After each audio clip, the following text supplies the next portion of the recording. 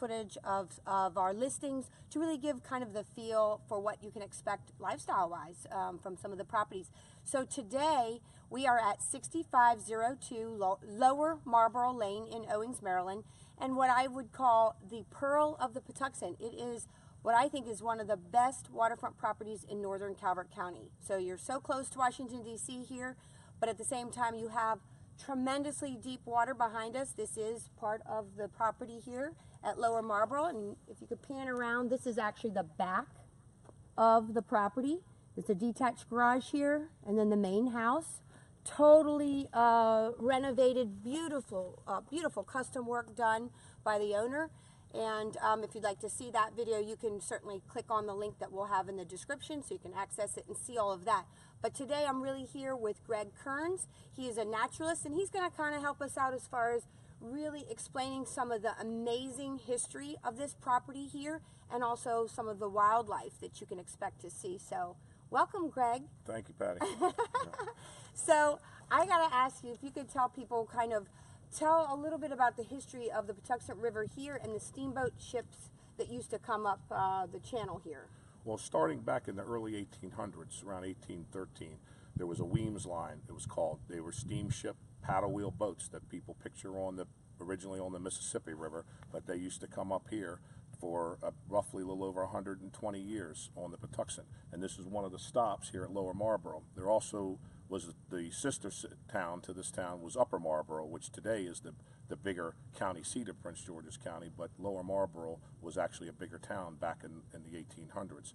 So yeah, even at that time, people would come up here at least probably twice a week on this Weems line boat, which was probably about 200 feet long, and it motored up here and under the power of steam. It docked here, picked people up, dropped off goods, continued on up the Patuxent to area around Jug Bay, almost to Route 4 actually. It went to a station there called the Hills Bridge and Hills Landing. That was the name of it. And people would get on, and some of them would go all the way down the Patuxent, 45 miles from there to the bay and up the bay to Baltimore. So you could go and have dinner there in the evening. It was ridiculously cheap, like probably $1 to get a cold meal and a trip on the bay, on the Patuxent. And where would they go once they got on the steamboat? Like, do you know exactly, like, if they went out to the bay? Yeah, well, some of it was the business. They're transporting goods to other towns along the river. There were multiple steamship landings. Magruder's Landing,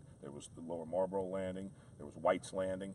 Most of these originally were created for tobacco shipments because large wooden sailing vessels that were 200 to 300 feet long were sailing up the river to load tobacco. But people would go out on just a little cruise, probably once along the river, maybe down to Solomon's, and like I said, some people took it all the way to Baltimore, but they had various stops. So I don't know of any set place particular that they went from if they picked them up here and as where far as they excursions. Yeah, but from my understanding, they did go, like, town folks and people would come to the port here and go out on excursions.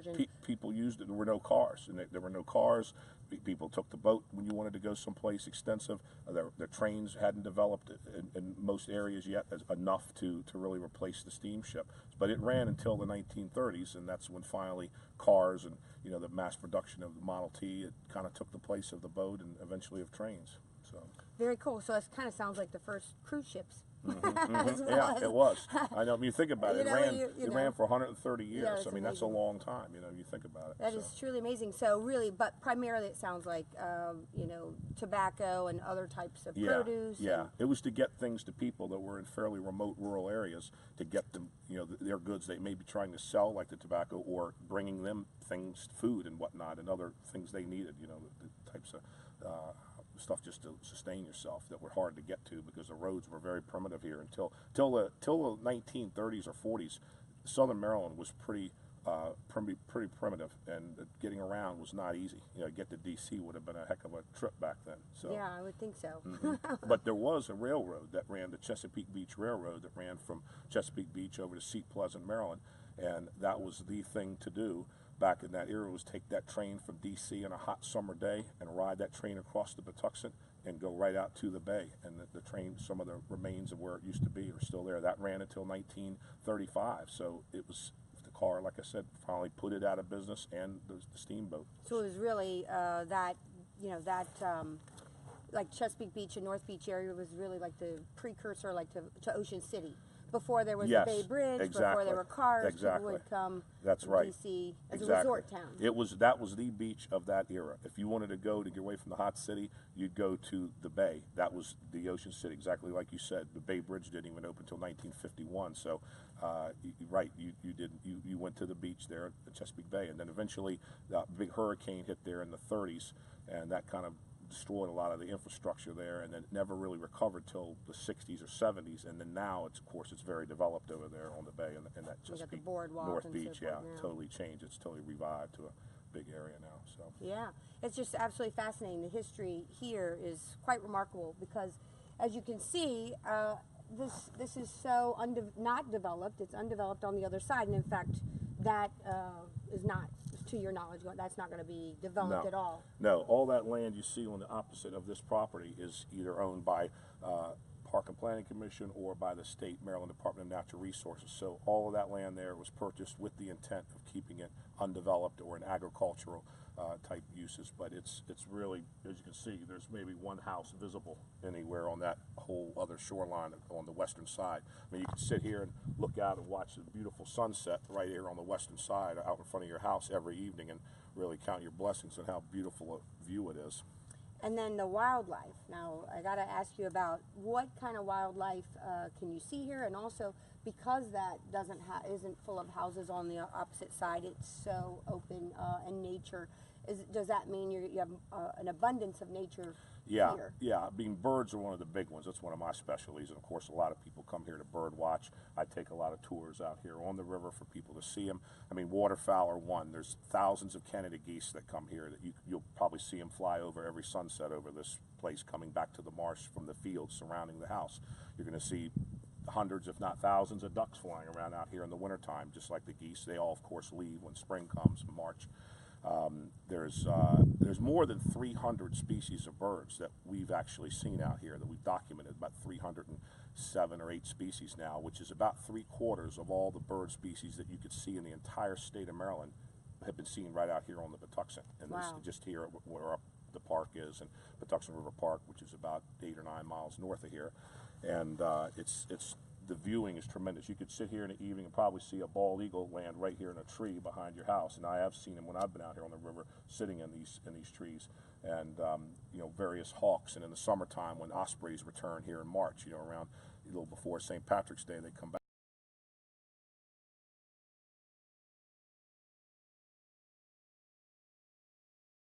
in your own backyard from the house, seeing them raise their young. So I have about 56 of these nest platforms for ospreys, and they're very popular with waterfront owners to have them. Most of the nests, probably 75–80% of all the nests on the river, are because people who own waterfront property like this have put them up, and it's really helped the population out. Oh wow, I didn't realize that. Mm-hmm. So you banned the osprey and yes. a lot of these? Yeah, we go out in the summer to tag the babies, which are before they can fly, up to about 8 weeks is when they start to fly.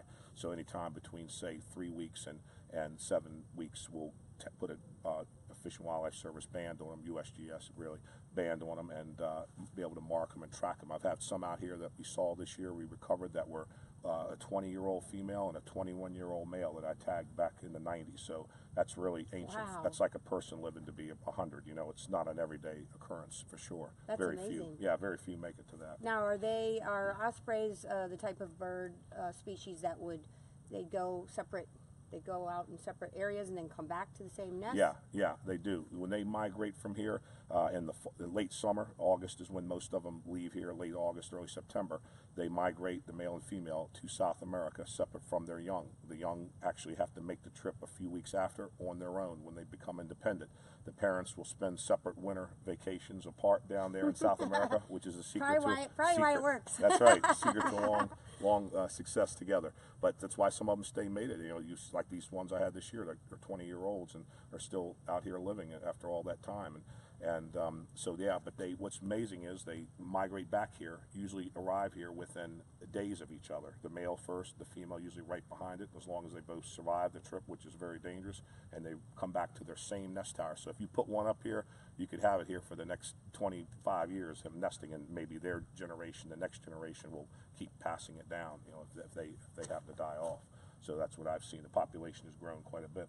I see a neat hawk just flying over there in the trees behind us. It looks like a Cooper's hawk just flew over and landed in some trees over there in the distance. Wow. Yeah, so here, lots of birds like that to see. I mean, imagine if an eagle came up and landed here with a 6.5-foot wingspan while you were sitting out here quietly or watching from your house on the viewing deck.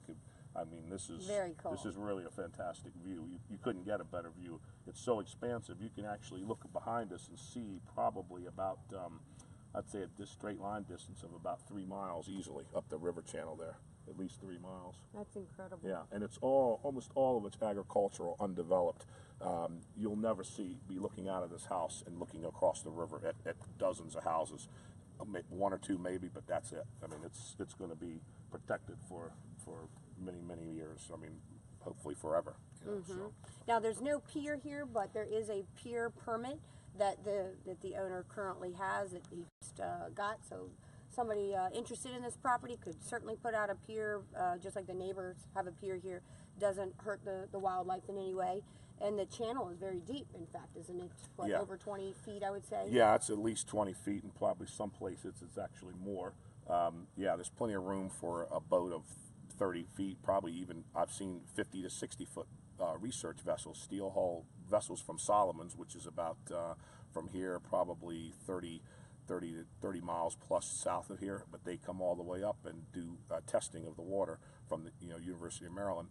And these ships are, I mean, a huge steel boat, 60 feet. You can't get much bigger than that, and they navigate through here with no problem. You know, they draw about 5 feet of water, so even a 30 or 40 foot fiberglass boat could operate here. But most of the people take them downriver because it's great access to cruise and maybe go to a restaurant in the evening or somewhere. Down in Solomon's or there's Benedict. one on the other side. Yeah, maybe Benedict possibly, yeah.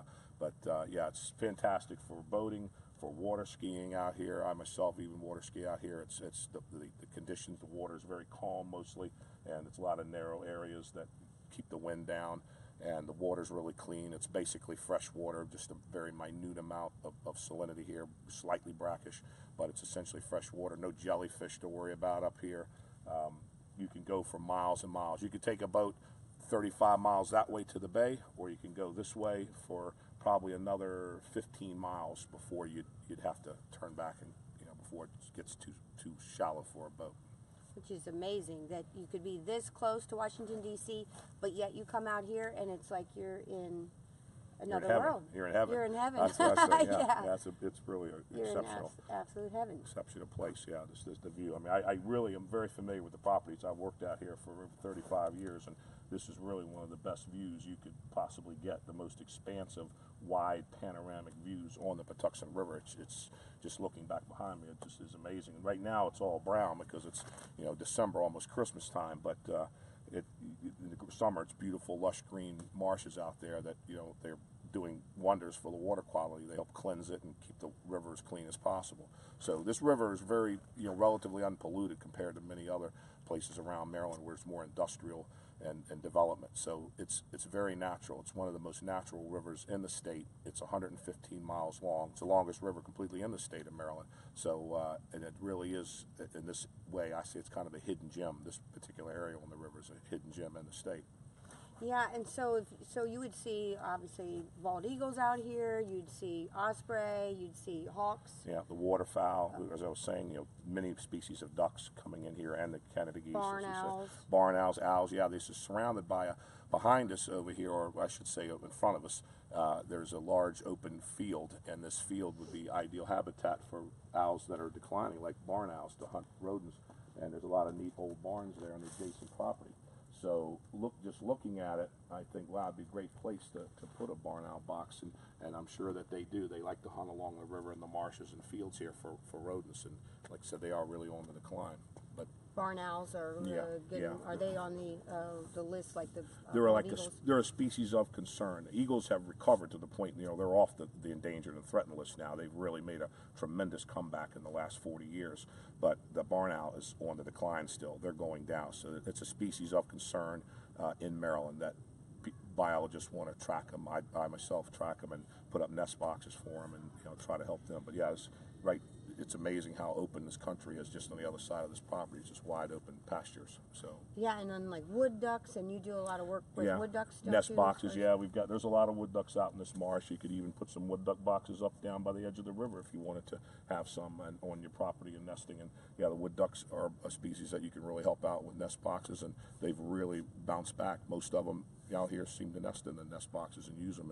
And this year alone we had over 1,000 ducklings hatch out of our boxes up on the upper Patuxent up there by upper Marlboro, the Patuxent River Park. Yeah, I know quite a few bird watchers. In fact, I've got my my North American bird book, which is very cool. Which I won't get all into that. But just I know some people who are really into bird watching, and they have the apps now where they can track on their apps once they see whatever species that they haven't seen before. They can, and then they document when they saw it and all those types of things. It'd be very cool to track. Yeah, I have that. I have that. Yeah, you can go on there and see when people want to see where the particular bird is. You can tap it and see exactly where somebody saw it, what day, and what exact location for the Patuxent, and you can get pictures of it to examine and see the listen to the calls, everything right on your phone, so you can really so you can see not only, it's not even just to record like what you're seeing, but also what other people have seen. Yes, so you can go find it for yourself. You can right on the river. If you were a bird watcher and you were living here, you would be in heaven. That I can tell you. You would enjoy being able to sit and see the species. Like I said, over 300 species have been seen on the river. So I'm sure you could easily see 100 from right here in your backyard in a very short period of time, probably during the seasons as it changes. So. Well, it's very cool. Just totally cool. So people have questions for Greg, let me know, but I think that kind of gives a flavor for really what you can experience here. We really want to highlight not just show you all the bedrooms and baths and granite countertops and all those wonderful things that you can find here, but things you can't find anywhere else, which is this bountiful beauty of nature that we have here. So I want to thank you so much, Greg, for sitting down with me and chatting and sharing such great knowledge about all the wildlife that you can find here. And there's so much more that you could talk about for days, I have a feeling. Oh, yeah. I highly recommend people come see it for yourselves. I think you'll be blown away at how beautiful it really is here. And I've been here, a good part of my life, and this is really just a tremendous location here. So. I would like to live here. Yeah. Greg is not the owner, by the way, in case anybody was wondering. Greg is a naturalist in the area, so he's very, very familiar, works on the river and has for years. And I did live on the river, too, for 25 that's right. years. Yes. I lived on the other side. Yeah, on the Prince George's side, yes. And it's really hard to break away. It gets in your blood. Being down here, I think you'll really feel at home, and just the feeling at one with nature, literally here on this place. Once you get here, the calm and peacefulness, and I think it'll really keep your soul calm and relaxed with living in a place like this. And nice country living, but boating access, and even if you don't boat, just enjoy the view would be worth the price of admission. Yeah, come out from the city and come enjoy this beautiful. Take a big sigh of relief out here with a glass of wine and watch the birds, right? Yeah, absolutely. Yeah, right. Well, thank you again so much, Greg. This is once again Patty Stueckler with Team Stueckler of RE/MAX 1. So we'll see you next time.